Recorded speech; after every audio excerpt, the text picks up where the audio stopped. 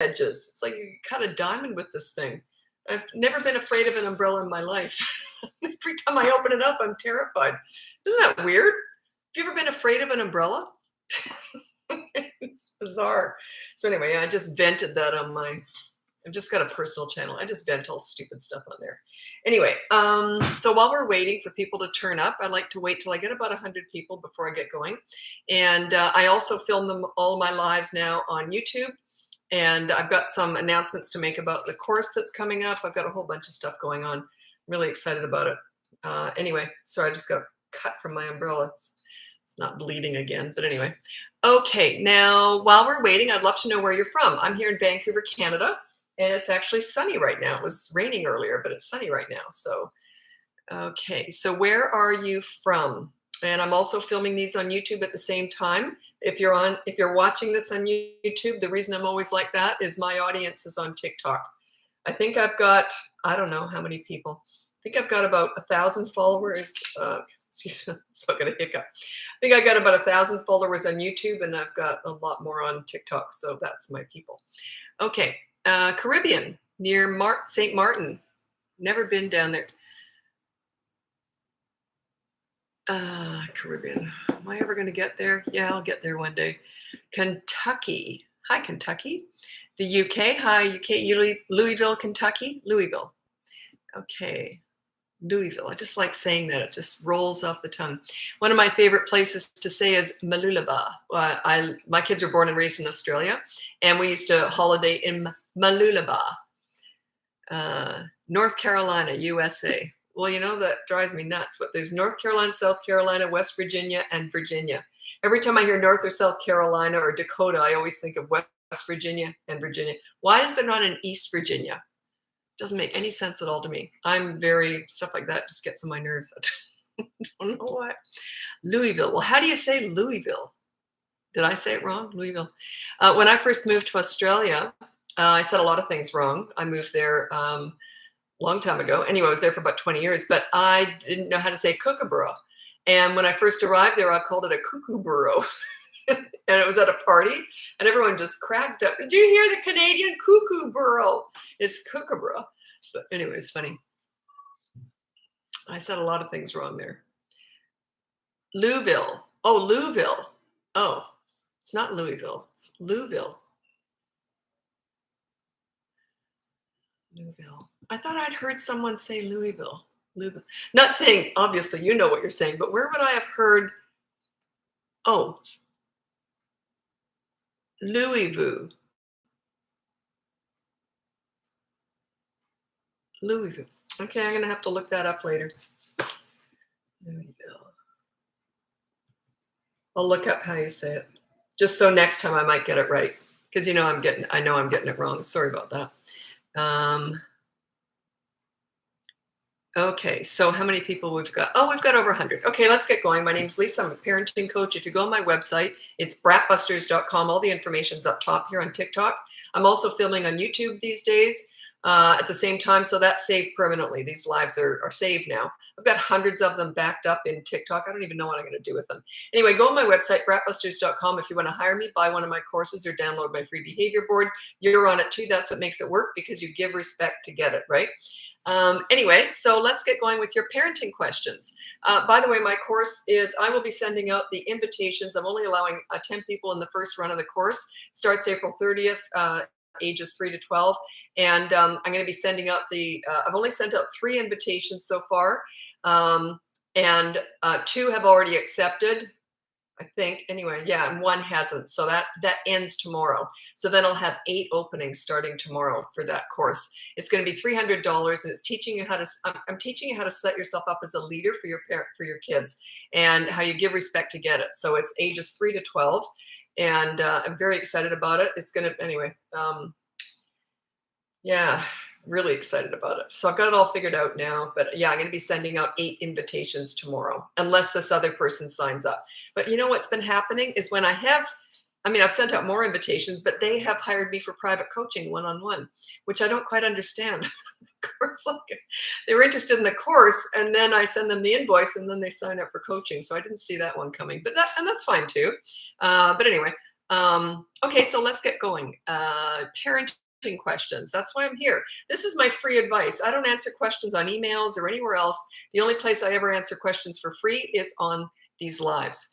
Otherwise, I'd be doing it all day, every day. So, but these lives are like an hour a day, which is fantastic. Also, this is my meditation. I find this the most relaxing thing I do in my business is these lives. I absolutely love it.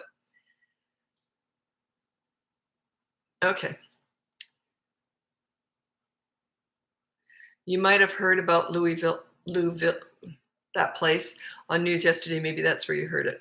Oh, is there another? You know what? Don't even. Yeah, never mind. Uh,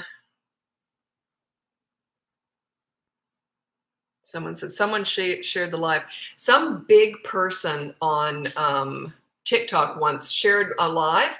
I think this is what happened. I got 26,000 people at one time on the live, and that's it was absolute. It was one of my first lives, and 26,000 people on a live. It was absolutely mind-boggling. So the questions were flying, and I was brand new to this, and it was just something else. So it was funny. Okay, okay. What's the correct response to my child saying he doesn't love me when he is mad? Go. This is what I would say. Whatever. If they're only saying that because they're angry, like did they say it when you're at Disneyland going on the Dumbo ride or something fun? Then I would investigate. If they're only saying it because they didn't get their own way, it's pure manipulation. That's all it is. So I would just go, whatever. Like in other words, that ain't going to work on me. So that's what I would say. You hate me. I hate me. I'm awful. You're awful. Whatever. Like if they're angry, then that's how I would respond.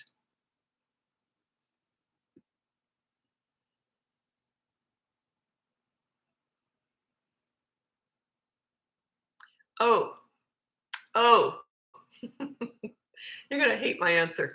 My 2-year-old literally acts like I'm beating her when I get down to her level and try to discipline. What are you doing? Like, I don't understand. You get down to her level and try to discipline. 2-year-old literally acts like I'm beating her when I get down at her level trying to discipline. Are you interfering in a tantrum? Is that what's happening? You ignore tantrums. You don't do that. Also, is that use your words kind of stuff? Let's have a therapy session. Let's discuss this kind of stuff. None of that works. That's for you. That's not for your toddler. So I'm guessing you're trying to reason with a toddler, and that's not possible. So yeah, you just ignore tantrums. I have a whole playlist on toddlers at the very top of my TikTok there. So check that out. It'll explain why you ignore tantrums. By the way, I get a lot of kickback on this, and you know I love kickback. I just do. It means I'm shaking things up. But the reason I get a lot of kickback is parents say, well, you're supposed to validate all your feelings, or other coaches will say you have to validate all your feelings, all their feelings, all their emotions. No, you do not. That's garbage. You do not have to validate all their feelings. The thing is, if they truly, if they really are upset or damaged by the fact that you're ignoring them during a tantrum, you got bigger fish to fry. There's something else going on. None of this works if you're not meeting their needs. Their needs are love, safety, security. You have to play with them, interact with them. If you're already doing that, then ignoring a tantrum is the perfect way to go. If you're not connecting with your toddler and they don't feel like loved, then ignoring a tantrum could potentially damage them. I'm assuming that they feel loved, okay? But it's the ones who say, well, you have to validate or else they don't feel this way. I'm thinking, well, what are you missing here? Like, yeah, if they know they're loved, they can handle that. I don't really want to tell the swing story right now. I might tell it later on. It's just such a perfect example of why you ignore a tantrum. It's a true story about my kid. I'll tell it maybe later on.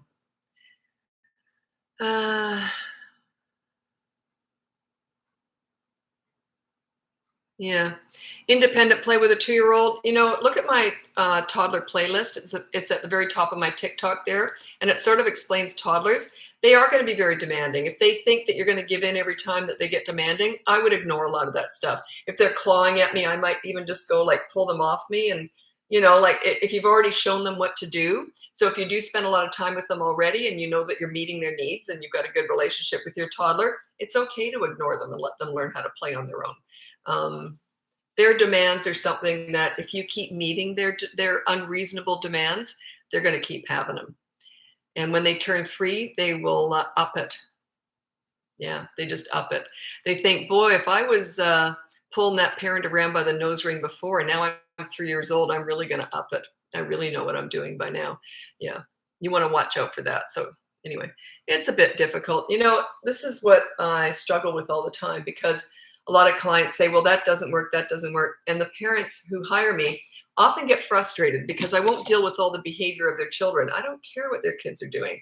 I care what they're doing. It's all about you and your leadership skills. When you're a really good leader, children feel very secure, very confident. Their self-esteem tends to be higher.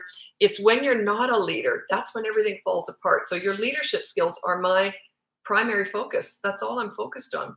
So a lot of the advice I'm giving, I'm kind of coming from a place of leadership. Yeah, they already feel secure. It's kind of tricky.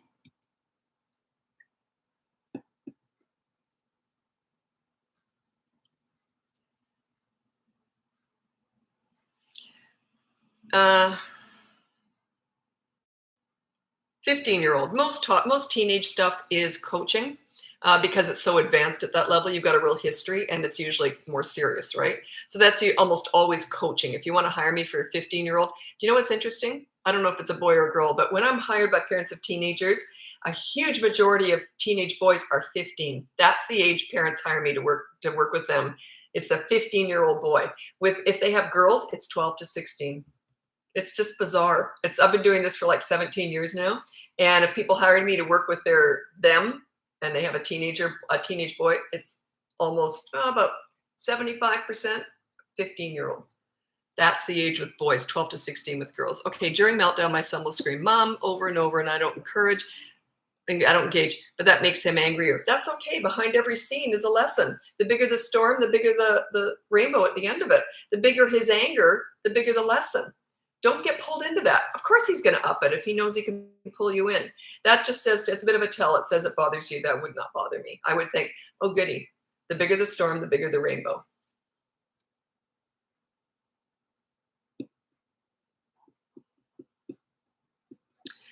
This one, I don't really like this one, because you're going to hate my answer. I cannot get my 3-year-old to apologize for hurting other kids. Does it really matter? You just want them to stop doing it. Apologizing is overrated. I've known people in my life who they do the same rotten things over and over again. Sorry, and then they just keep doing it. What does that mean? Apologizing is overrated. Just stop behavior. That's the best thing you can do, is stop them from hitting other children. That's the best thing you can do. Okay. So what if they say they're sorry? It's okay. It's okay, but it's not the solution. Say you're sorry, and then they just keep doing it again. I have a story about that. I won't bother telling it right now. But yeah, I had a friend who had a kid that hit all the time. Say you're sorry. The mom didn't know what to do, right? He turned out to be a horrendous teenage bully, was kicked out of every high school. He was awful. But the mom he was just such a violent baby and toddler. He was just always so aggressive. And say you're sorry. And then he'd just do it again and again and again and again. The mother didn't stop the behavior. It's the behavior, not the apology, that matters. You like that answer? Which was that, the sorry one? I have a real thing about that, because parents are so focused on say you're sorry. Who cares? Just stop doing it. That victim does not care about the sorry. The victim cares if they're going to get hit again. Okay? That's all they care about. So focus, change your focus. How do you get them to stop the action? You say no. Okay, wait a minute. How old were they? How old? 3-year-old. Okay, 3-year-old, put them on the behavior board and say no hitting or no hurting other kids. Because if they're just hitting, they might start kicking or spitting or biting or something else. No hurting other kids. If they do, there's a consequence. We all learn through being accountable. We all learn through consequences. We'd all go through stop signs and speed like crazy if there was never a consequence, right? Well, you may not, but I would. I'm not going to admit that in public. But anyway, yeah, there's a consequence. Would we pay our rent if we never had to? Would we, pay our taxes if we, you know what I'm saying? Like, it's accountability that keeps us accountable. There has to be a consequence to everything. So yeah, no hurting other kids, no hurting other people. Sorry, not just kids, other people. And then there's a consequence every single time. So stop the action. I've seen that. My poor kid was just brutally beaten by this other kid. I just kept running to try and stop it. It was awful. And he was about 2 years old, and they just brutally, the mother just kept saying, say you're sorry. That's all she ever did. So we ended up, I couldn't be her friend anymore. And then I found out years later, her kid, of course, was kicked out of every high school. He was the worst bully in the whole district. How can I start a behavior board? Go on my website. It's called Bratbusters.com, and the behavior board is completely free. So you download that. It's a full course, and it's not on my courses page. That's separate. It's on the home page, and it just scroll down like it's the only thing on there really. And you just get behavior board, and it teaches you how to set up a behavior board, and it has a whole bunch of examples on there and everything. So I feel like I'm a grumpy parent all the time. Suggestions: you're grumpy because you don't like the way your kids are acting, right? So you get your leadership skills in place. And a lot of it is meeting your children's needs and managing their wants. A lot of their needs, the wants are the discipline, a lot of their needs are interacting with you and having fun with you. So you've got to look for those opportunities to have fun with your kids. And you're always bonding with your kids in their world, not in your world. You don't bond with a 3-year-old at the nail salon. You go to the park and roll down the hill with her. You know what I mean? Like, it's always in their world. So think about that. That's easier said than done, though. Yeah, that's easier said than done. If you're struggling with your child's behavior, you've got to sort of it's twofold. The behavior board, though, also is about bonding with your kids. And whenever I'm working with new clients with teenagers, they're always shocked. I'm not even disciplining. It's all about bonding with your teenagers, which is, yeah, that's a huge part of this. Like, I talk about calm leadership. You want to be friends with your kids. You want to enjoy them. You don't want them just to be good. That's ridiculous. You want them to have high self-esteem. You want them to be confident. You want them to have a voice, feel heard, all that stuff. You want to be friends with them, but you're still the leader. Okay? Okay. Thoughts on gentle parenting and explaining to a toddler?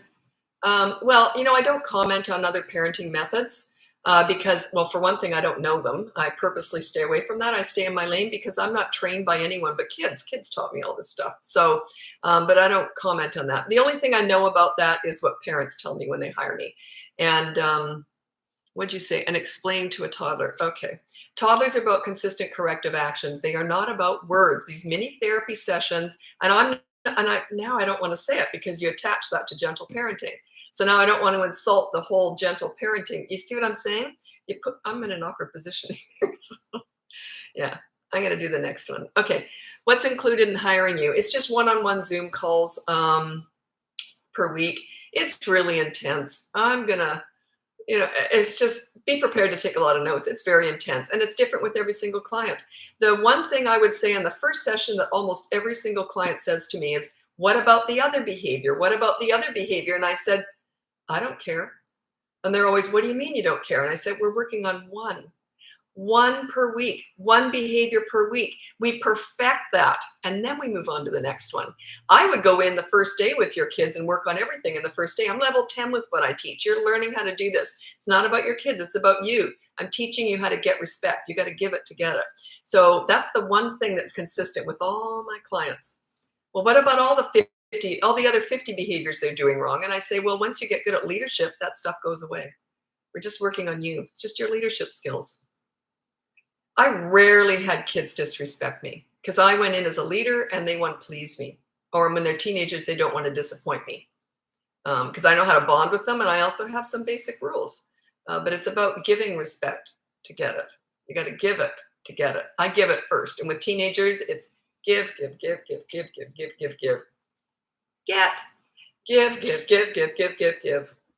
Get, give, give, give, get, give, get, give, get. It is work.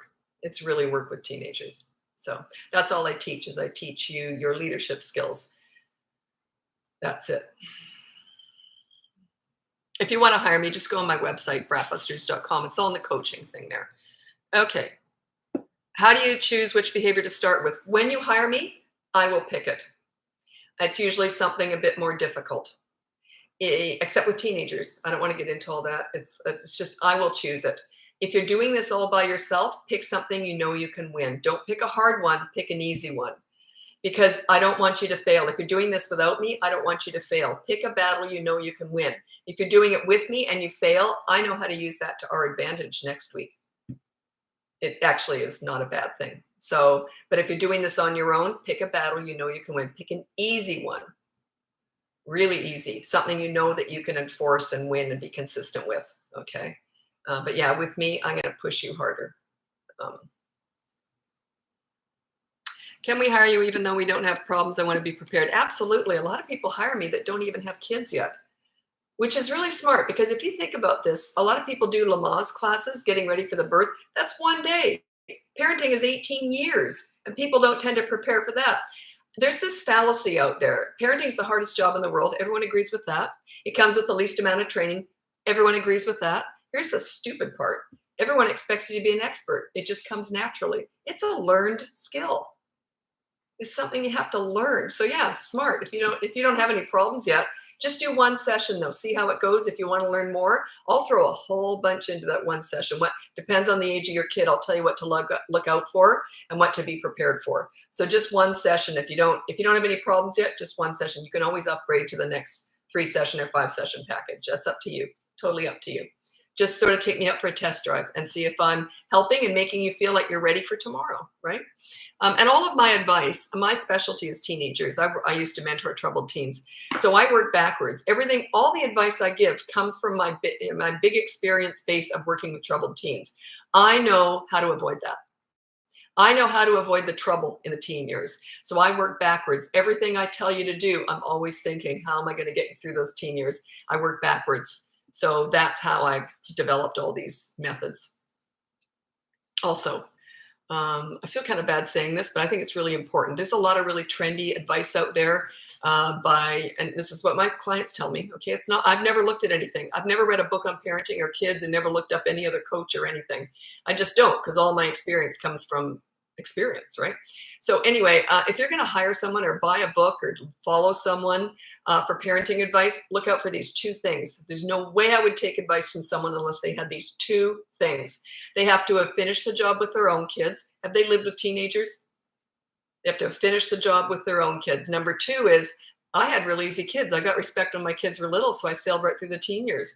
So also, the second thing that's really important, have they had experience with hundreds of other kids with all sorts of challenges? Young, old, physical, mental disabilities, abuse, trauma, crisis work. You want to make sure that their pot is full of experience because it's all experience-based. A lot of my clients are teachers, principals, social workers, child care workers, child psychologists, because you can take all that training, but still living with kids is different. It's personal. I couldn't do what they do, by the way. I teach parenting. That's my lane. I stay in my lane. I couldn't teach. I couldn't child psychology. I couldn't do any of that stuff. But I know parenting. It's personal. It's very different.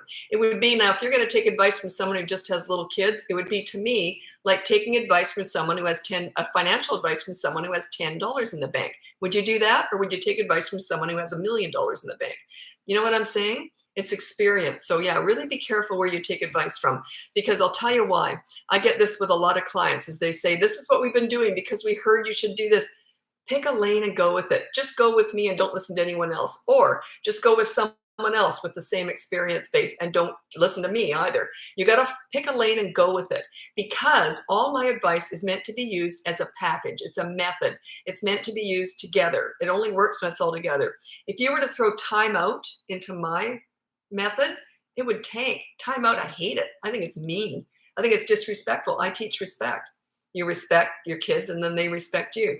So you can't mix, you can't pick and choose what you like from different experts, okay? You just pick a lane and go with it. Try my method for 3 weeks, try someone else for 3 weeks, give it 3 weeks. That's what it takes. And plus, some of these people who have these cute little kids and everything's great and this is how we do, they might just have super easy kids. Like my daughter was like that, easiest kid in the world. I couldn't learn anything from her. She never challenged me. Easiest kid in the world. My son was more normal. He wasn't difficult, but he was more normal. I didn't learn much with my own kids. I learned with all those hundreds of kids I worked with all sorts of challenges. And those troubled teens I mentored, they taught me everything, really. They told me to do this. They said, you got to teach this stuff. So be really careful where you take advice from. I'm sure I'm not the only one out there that's heavily experience-based. Okay, I'm sure there's other ones out there, but be careful with that, because I see this all the time in coaching. I have to fix a lot of stuff that's been done wrong. So anyway. Geez, I'm going on tangents today. I'm so hyped up. I'll be sending out the invitations tomorrow for my course, which starts on April 30th, and then it will start running on a regular basis. I'm only allowing 10 people in the first run because you're going to be helping me build it. I already know pretty much how it's going to go, but your input is going to make a big difference on how it continues. So anyway, and it's also got group coaching involved with it. I'm just super excited about it. How do I regain respect? I don't know where you are. Teenagers? And you said you had respect. Why did you lose it? That would be my first question. How do I regain respect? Why did you lose it? Did you truly have it, or your kids were just easy before and now they're older? I don't know. Yeah, I need more information before I can answer that.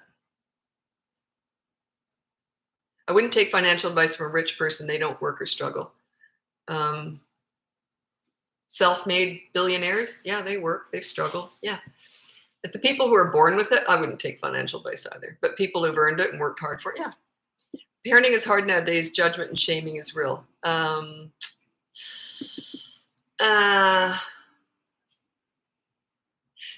I think it was always out there. It's just we're so connected. There's so much information out there. Like the judgment and shaming was always real.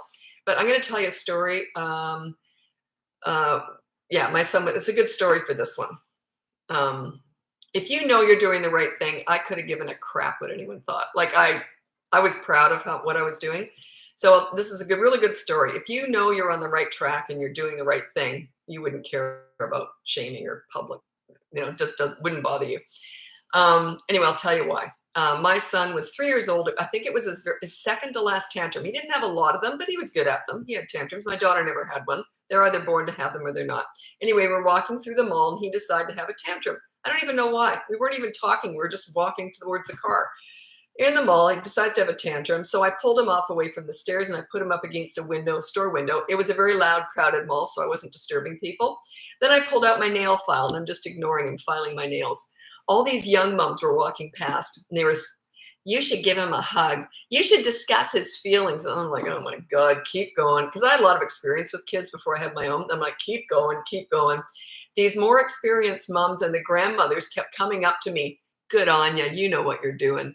Okay, so the judgment, if you know what you're doing, that's the reaction you're going to get. The ones who didn't know what they were doing, they were the most judgmental.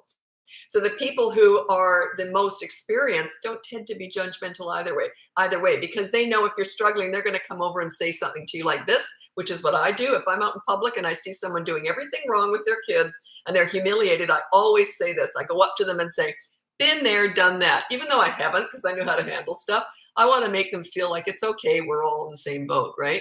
So it's the most judgmental people are the ones who know the least.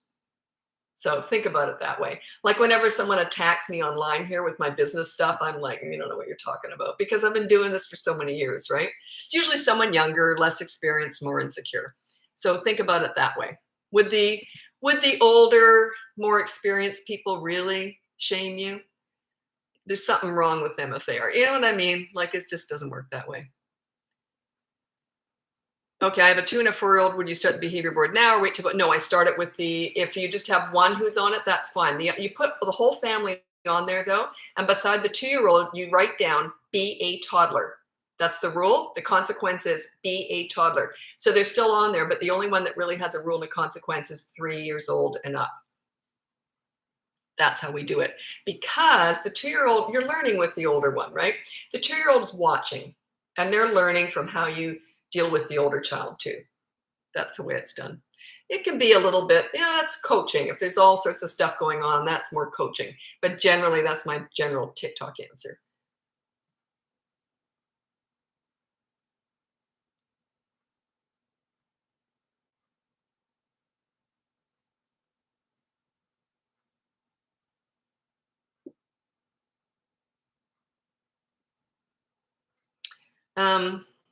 Okay. Well, okay. I was going to answer this and now I'm not sure. You said how to stop a 3-year-old from bossing other kids around the playground. Is that your child or someone else's? If it's someone else's, I'd just leave the playground. If it's my own kid, I would pull them aside and make them sit beside me for a few minutes. You don't tell other kids what to do. You sit with me for 5 minutes. That's not time out because you're with them. Time out, so you go over there and nose to wall in a corner all by yourself. This is like you can sit with me. Take a break with me right here. Okay. How to start behavior board if divorced and kids go to see dad every other day. You still do it at home. By the way, kids by the age of about 3 to 4, it's usually 3.5, 3 3/4. They generally become more of a reflection of the leader. So if you're the leader, even though they're going to the other parent's house, they become more of a reflection of the leader because you have the most power and control over their actions. It's just because they start to learn how to make good decisions, because they are drawn to a leader. Children need, crave, and want a leader, and they tend to follow that leader. So no matter what's going on at dad's house, they're going to start by about the age of 3.5. They're going to start becoming like they carry your leadership umbrella everywhere. Okay, even at dad's house, no matter what's going on over there. Okay, I work in an after-school program, and we aren't allowed to put kids in timeout. Thoughts? Well, I hate timeout. I can't stand it. But yeah, I can't talk about that because I don't know what you do. That's your own rule. I don't know anything about daycare, teaching, child psychology. A lot of those people are my clients, but I teach parenting. I can't talk about daycare. I've never run a daycare center, so I'd be really irresponsible to give you any advice. A behavior board, go check it out. I have a whole course on that, and it's completely free. It's on my website, bratbusters.com. It's on the home page, so you can check that out if you're new here. Most people are regulars. No, that's not true, because I get a lot of new behavior board people signing up. So also, when you sign up for that behavior board, I'm going to be changing it. But if you want to get further information from me, which I've only sent out one newsletter in the last year. But if you want to get what's coming up, because I got new stuff coming up, you have to subscribe to the newsletter on the behavior board. Like about half have subscribed and the other half haven't. So I don't have access to you if you don't subscribe. And unless you don't want to know what's going on, you might just want that behavior board, which is fine too. Taking a break with me is a great suggestion. Yeah, that comes from my pool story, is my favorite story for that one.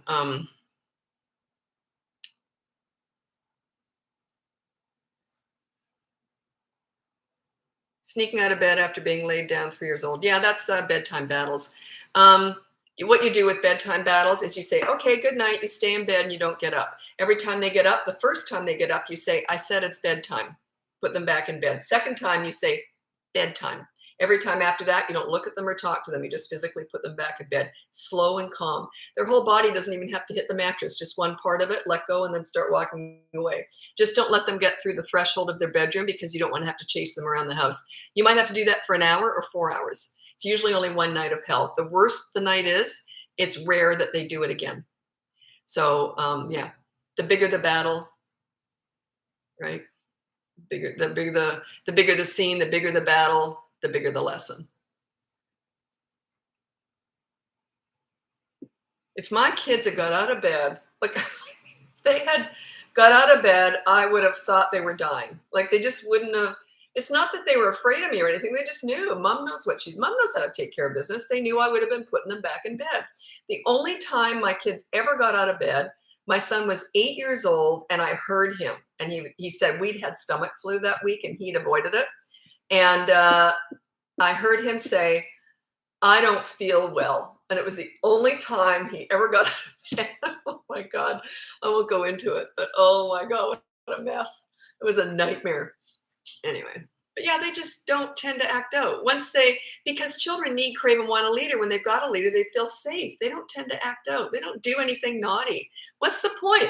Mom knows how to take care of business anyway. You do something naughty, mom's going to take care of business. There's no anger. It's just, that's the rule. They learn this. Remember, it's never about them. It's about you. Once you're a calm leader and they know you know how to take care of business, they don't tend to act out. Why would they? There's no payoff. There's no chance that maybe they'll get away with something. It just doesn't work that way. Okay. Teen doesn't clean up after herself in the morning because she's too busy with her makeup and clothes. Yeah, that's normal. I would just say, there's a million different ways to go about that. Assuming she's 13 to 16, around there, maybe 17. So, I'm covering all the teenage ages there. But anyway, too busy with, it depends on clean up after self. What exactly do you want cleaned up? I would put something like this. If it's the dishes, the dirty dishes, I would say, dirty dishes go in the dishwasher before school. If not, there's a consequence. So, like if she doesn't do it, then you get her phone that night when she comes home. Something like that. So make sure she's accountable. Oh, I don't address attitude. You asked about attitude. I don't address it. Attitude is a byproduct of them not respecting you. Once they respect you, attitude goes away. Yeah, you can't force a kid to have a good attitude if you're not a leader. Like, you respect me, but you're not a leader. Once you're a leader, the attitude disappears. Oh, I've got some questions on YouTube. My audience is on TikTok. That's why I'm always talking that way. Okay. So Jordan says, my 6-year-old loves to dance and some of her moves look inappropriate, especially at church. How do I correct her?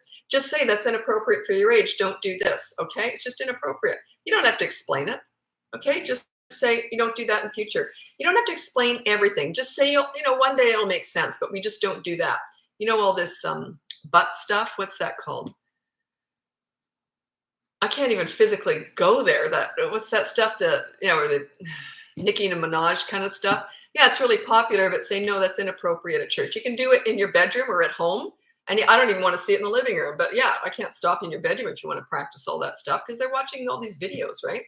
So, but yeah, also watch the videos you're allowing your 6-year-old to see. So just say, don't do that move. Just be very specific. I'm giving the behavior board a second go. First time I was not consistent and kids called me out. They're good at that, aren't they? Yeah. You're not twerking, thank you. Twerking. I actually tried that once. Like all I did was throw my head back. I think I was trying to get my head to meet my butt. I couldn't do that at all. Anyway, what was I talking about? Shoot. Second go. I was not consistent. Yeah. The thing is that I'm very careful when I'm coaching people because I know not to give you too much information. Usually when you're not consistent, it's because you're trying to do too much. That's why we do one rule per week, one behavior per week. Pick an easy one. If you're doing your second time around, pick an easy one. But yeah, we do one per week. If you were to do, I would do them all. Day one, I would do them all. I'm level 10 with what I teach. You're level 1. So that's level 1 is week 1. So you're learning how to do this. By week 3, you've got 3 behavior boards going all at once, and they're all different, but they're all going at the same time. You don't go past that. It just gets ridiculous. And here's a behavior board number 27. And there's a punishment for that and a punishment for that. It just gets so crazy. So then you do in the moment disciplining. That's what you do after week 3. And you're still getting those behavior boards working, but you start slow. It's all about you. Once you start getting more confident, I had this client last year. Oh my God. I thought she's never going to do this. She was a mess. She was crying. And I get a lot of clients crying, but she was next level. I could barely even get a word in. She was so upset. Guilt, I'm a lousy mother. So anyway, this is week 1, she was crying all through the session. Week 2, crying all through the session. Week 3, she turns up like this on Zoom. And I said, what? And she goes, it's working. Do you know what she was doing right? She was just being consistent. She was an emotional mess, but she was being consistent. She goes, I just did everything you said to do, and now it's working. And she even had an example of how she went off the charts, off the behavior board, and did the in-the-moment disciplining, all on her own, because she'd watched so many of my videos. She knew how to do that. So, but yeah, it's just consistency. That's all it was. So, but God, I'm never going to get anywhere. There's a few like that where I think, oh my God, I'm never going to get anywhere with these parents. They're just not going to do it. And they just doing great. It's just consistency. Just believe in it. Just follow it. It's like anything, it's like if you get advice for fitness or dieting, it's hard, but it's worth it.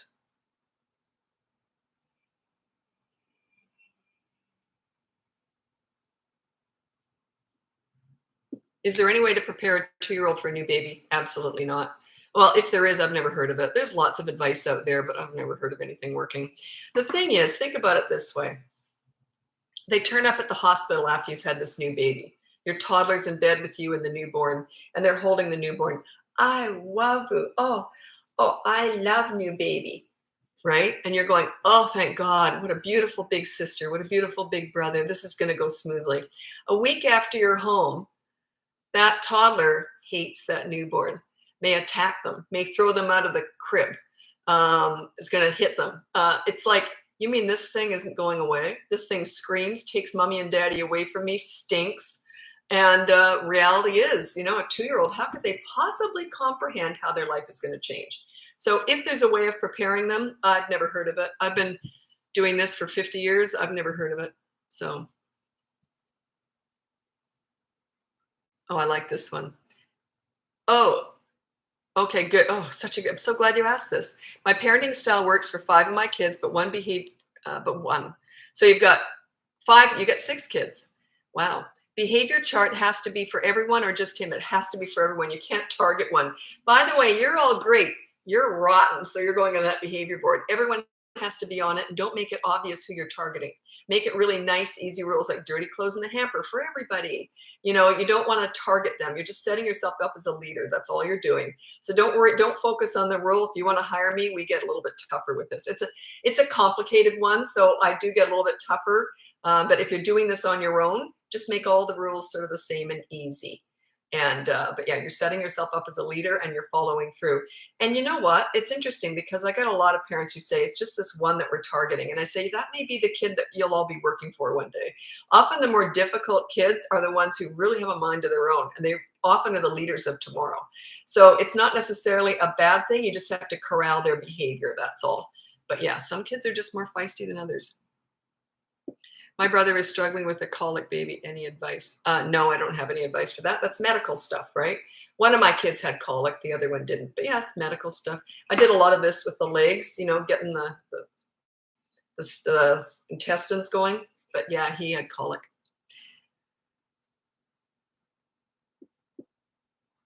I sit with my 6-year-old grandson daily. A behavior board worked for me at my house. Okay, I don't teach grandparenting. Because I'll tell you why. Because if the parents didn't like it, then I only teach parenting or guardian. Whoever's the guardian, who's ever is the guardian or the parent, the biological parent of the child. That's all I talk about because I don't know if the parents would like that or not. But I'm not a grandparent yet, but I'm sure in the next few years I will be. And my kids already know this. They both said they're going to try and parent the way I did, but they're going to have their own styles. But when their parents are around, none of my business. They do whatever they want. I've never told anyone what to do. Like if you're here, you're soliciting my parent coaching advice, right?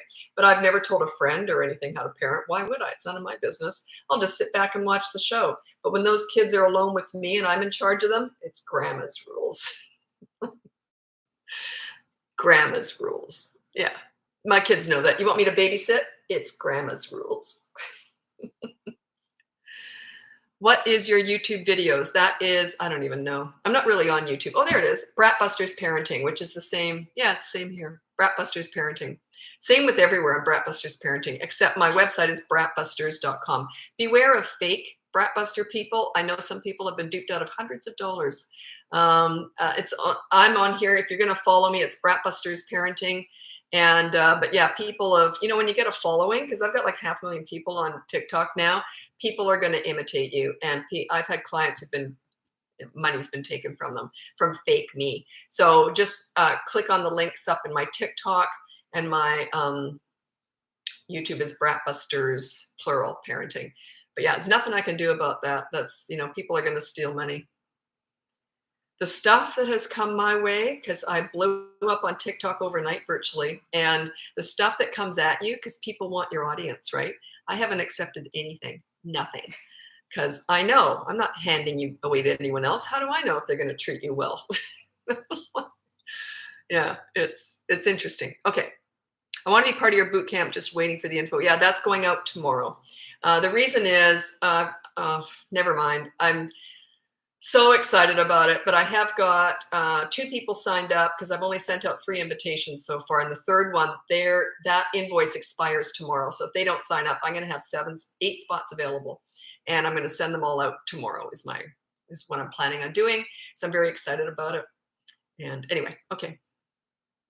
What about defined behavior from an autistic child? That's child on the spectrum, the ASD. That is only coaching. I'll tell you why. It's a specialty because I can't generalize. Each child is different, and it's not one session.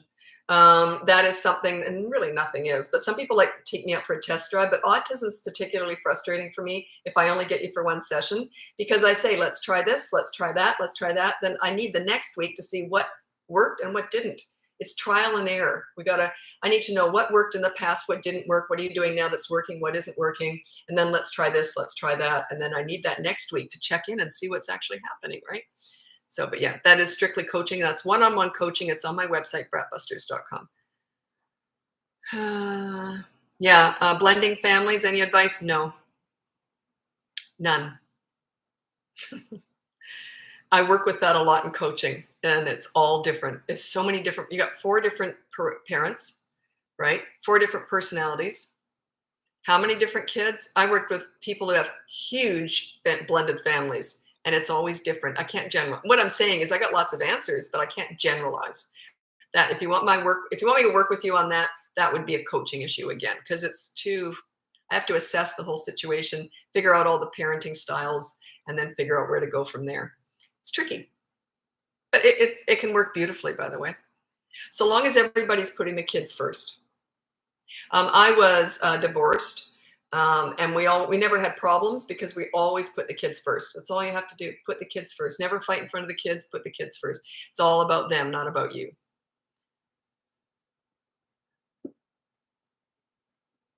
Okay, my in-laws tell us it's their house, their rules, then complain about how bratty they are. I can't really comment on that. I don't know, but I'm pretty sure my grandkids are going to be pretty good with me, because I've worked with hundreds of kids, right? So, but yeah, when the parents are around, they're under their rule, and they might drive me nuts. Then I don't know. I'm just gonna. Then my kids will know. I'll just be watching like this. But when I've got them alone, I'm pretty sure I could handle them. If not, they'll be the first.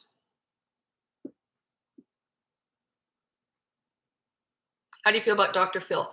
I don't know him, and I don't know much about him. The only thing, and I actually kind of felt bad about this. I criticized him once on a live, I think it was. And what happened was, this was a long time ago. I even wrote into the show. I was so upset about it because I worked with so many kids who've been bullied in horrible situations, kids who've done themselves in because they were bully victims. Dr. Phil, and I know his intentions were great, and he has wonderful training in his area, but he's not a parenting expert. It's different, right? A lot of my clients are child psychologists and psychologists, so it's different. Anyway, not that he's not a great parent, but it's just not his lane, his specific lane. This is what he said. It was making the rounds. It was just a trendy thing to say, is that the witnesses to the bullying who do not get involved are just as bad as the bully. Talk about throwing the lambs to slaughter. You mean to say if my kid is witnessing another kid being beaten, my kid is supposed to get involved and get beaten also? Otherwise, they're just as bad as the bully? I was livid when I heard that. How many kids was he sending to the slaughter because of that? And it was done with the best intentions, but that's the only thing I've ever had to do with Dr. Phil. It's the only, you know what I mean? Like, I was just really, really naive to say something like that. So yeah, there's no way that the observers are to blame for the bullying. And there's no way I would want my kids to get involved and try and stop a bullying situation. Then they would be attacked, right? It's up to the parents, it's up to the adults to deal with bullying. It's not the it's not the observers, the watchers, the ones who just see it. It's not their responsibility. We're the adults, we're the leaders. They are not. They're the victims too. They're scared. They're watching. They're scared. They don't want to get involved. They don't want to get beaten up, and they will be. I've heard of tons of kids who've tried to save their friend, and then they get beaten to a pulp. And that's basically what he was saying. Anyway, that's it. But overall, I'm sure he's very good at what he does. I don't know. Okay.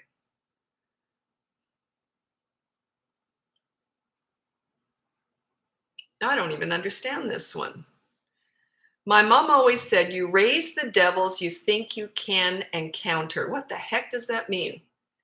You raise the devils you think you can encounter. I don't know what that means. What does that mean? You raise the devils you think you can encounter. I would think you raise the devils you think you can handle. Is that what that sort of means? I don't know. Okay. Please touch on dealing with attitude. I don't. Attitude to me, if they have a bad attitude, it just means you're not a leader. That's all. They're just reflecting your poor leadership skills. When you become a leader, their attitude improves. You're trying to put the cart before the horse. The horse goes first. The leadership skills go first. The attitude disappears after that. It just is a tell. It just means you're not a leader. They don't respect you. That's all that means. That's it.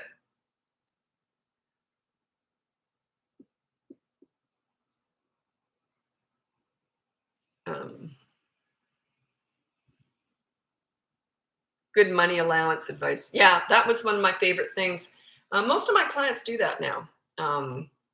My allowance. That was a video. That video took off. It got like 1 million views. I'm still doing interviews on that one. That's like the media just came after that one. That was on don't pay for chores and how to chores and allowance. It's that I don't pay for chores. And that one, I can never figure out what's going to pick up. That one I thought was a really boring video, but that one just went viral. So, and the media all over the world has picked that one up. I didn't think it was that interesting, but I'm doing another interview for another big network coming up. I'm never, I shouldn't say this, but when the media doesn't, I used to do a lot of media work, like mainstream media, TV and radio. And they tend to, which is understandable, but they tend to spin a story their way. And I always kind of feel like I didn't get it out quite the way I wanted, because they write what they want and they pick and choose what they want. But most of what I've seen on that video, I've liked. I haven't seen it all, I'm sure, but most of what I've seen on that. But yeah, media takes a story and runs with it. And it's not always the direction I want to go. So that's why I don't do any mainstream media really anymore. I don't do any regular spots like I used to.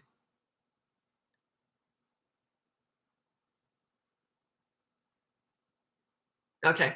My grandson has, oh, it's your grandson. I don't really give grandparenting advice, but anyway, I'll touch on it.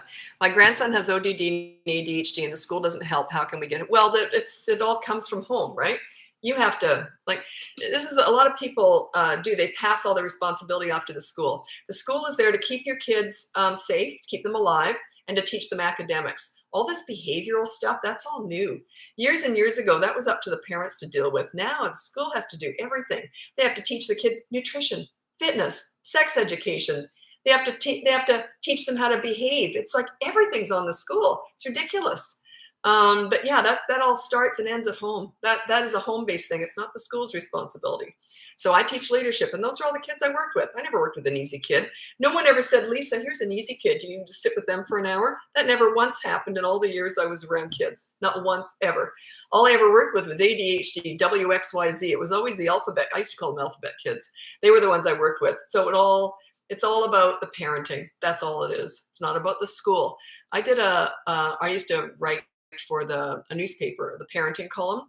And this was years and years ago. And this column, I got emails from all over the world on this one. And what I had written was, stop expecting schools to parent. And the schools, the principals, oh my God, they were coming at me. I love that article. We put it up in the staff room. We can't put it out in public. Parents would have a fit. But yeah, there's so much expected of the schools nowadays. It's ludicrous. What's left for the parents to do? Not much. Anyway, yeah, put me on a bit of a rant, but yeah, it all starts and ends at home. The parents have to be leaders. Once they're set up as leaders, the kids, their behavior just improves. It's just the way it is. Because children need, crave, and want a leader. If you're not a leader for your children, they're going to search it out elsewhere. They're going to look for it in their peers. That's when peer pressure they're very susceptible to it if you're not a leader. If you're a leader, they're not at all. They're also not bullied. If you're a good leader, they're not bullied, or they're not susceptible to peer pressure. And but if you don't provide that leadership, they're going to go searching it out. They just are. It's a natural instinct for a child to want a leader. They're going to look for it. Drug dealer on the corner, the internet, the Kardashians. They're going to go looking for it. So you want to be the leader for your children. It's not about being the boss. It's about guiding them into making good decisions. That's all it is. And giving them high self-esteem. You never want to take away their basic personalities or their natures, but you want them to learn how to be accountable for their actions, good and bad.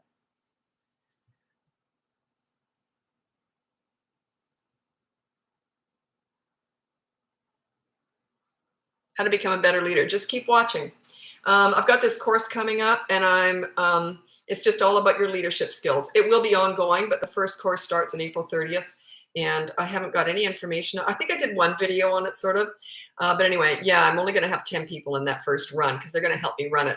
But it's just about leadership. That's all it is. Very little about your kids. And this is what all my clients say. We hardly even talk about the kids. And I'm like, yeah, because I teach parents how to be leaders. I don't teach kids how to be kids. They already know. They're just reflecting you off of your leadership or lack of. Your children are born with a basic personality, a basic nuance of who they are, but their behavior is 100% a direct result of your parenting. Their behavior is. So you have so much more control than you think you do. So much more. You're wasting it if you're not leading your children. And leading your children, encourage them it just increases their self-esteem, their level of, they feel safe with you. Yeah, it's good stuff. Okay. I'm gonna have to get going soon.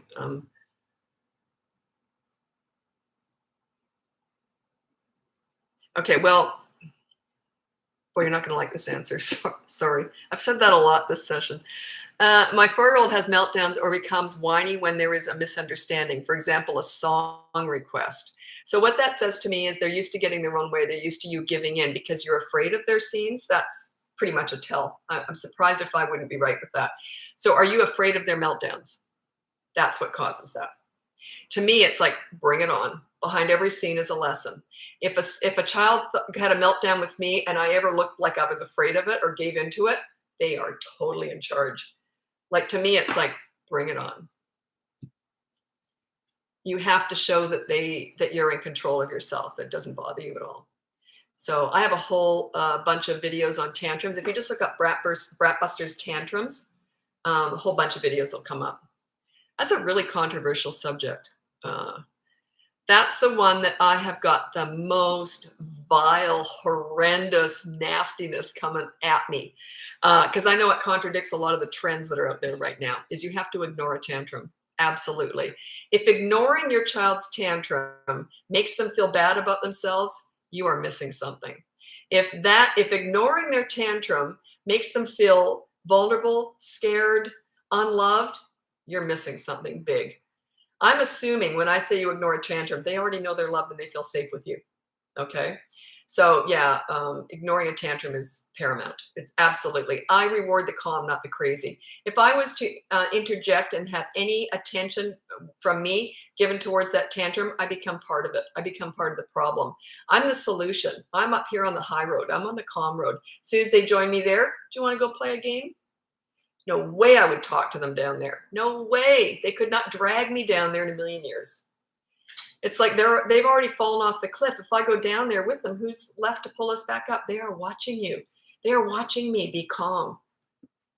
They're watching you. They're not listening to you. They're watching you.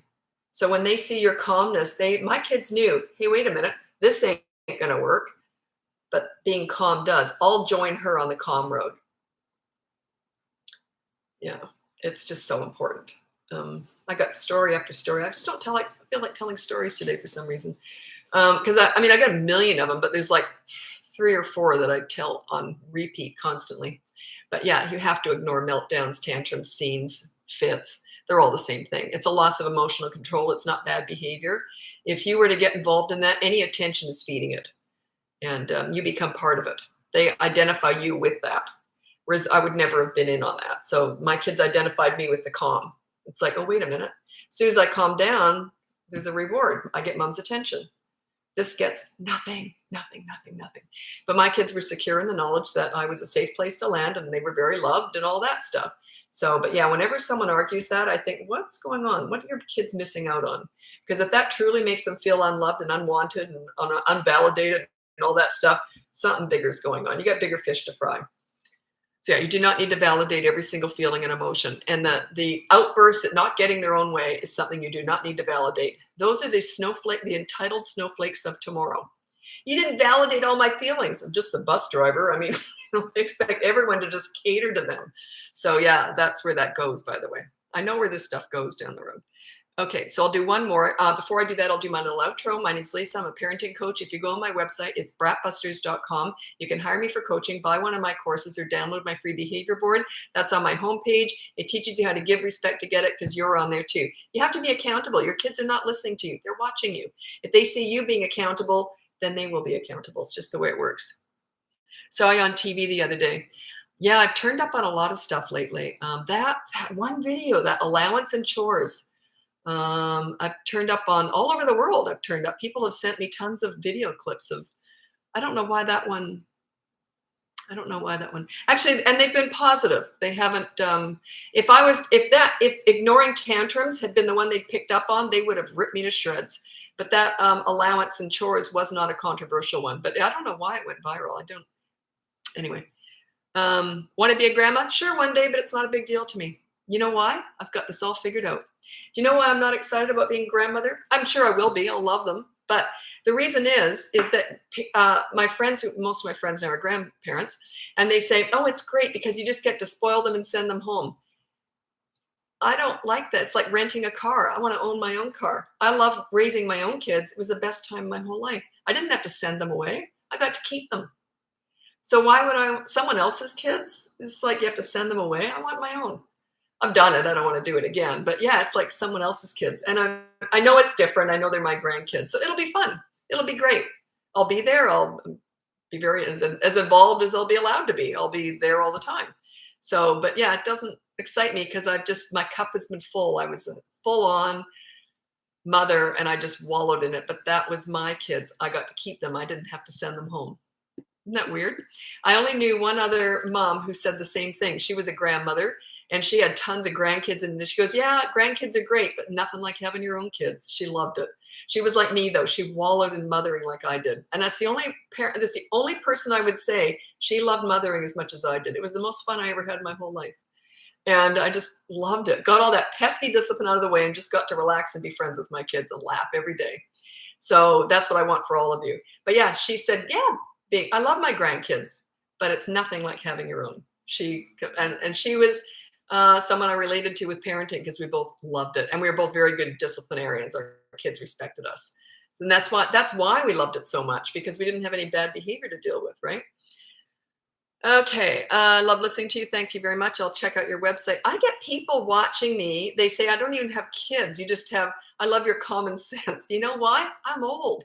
I'm in my 60s. You get wisdom when you get old. There's got to be some payoff for all these sags and wrinkles, right? It's that wisdom. You just, if I haven't seen it, I've heard, if I haven't done it or experienced it, I've probably seen it. So you just get wisdom when you get older. Plus, I'm very self-reflective and very honest with myself. So, and that helps you to not judge. It helps you to just take everything in and learn from it. Because yeah, none of us is perfect. And I wouldn't want to be perfect. How boring would that be? Okay, I'll do one more and then I'm going to go. Appeasement. You appease your kids? If you mean, is that a good thing? That backfires big time. Yeah, whatever you want, I'll just appease. Is that what you're talking about? Yeah, that is a recipe for disaster down the road. There's a lot of stuff that backfires down the road. That's one of them.